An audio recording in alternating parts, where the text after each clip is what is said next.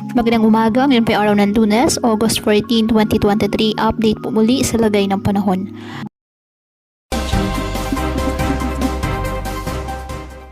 Ayon sa Pag-asa, southwest monsoon o habagat pa rin ang nakakaapekto sa Southern Luzon, Visayas at Mindanao.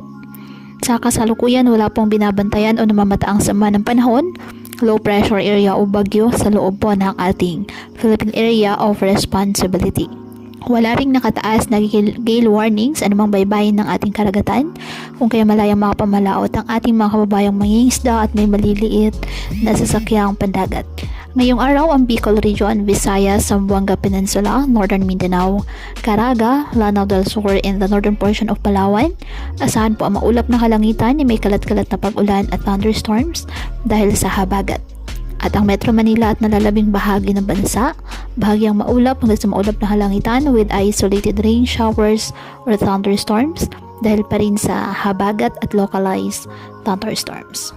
Kaya patuloy po na pinag-iingat ang ating mga kababayan sa mga posibleng pagbaha at pagguho ng lupa, lalo na kapag may malalakas na ulan, at ugaliin po na magdala palagi ng payong o kahit anumang panangga sa ulan kapag lalabas ng ating mga tahanan. At yan po muna ang update sa lagay ng panahon ngayong araw. Muli patuloy po tayo na mag-ingat at palaging tandaan, God loves you. Stay safe and God bless po.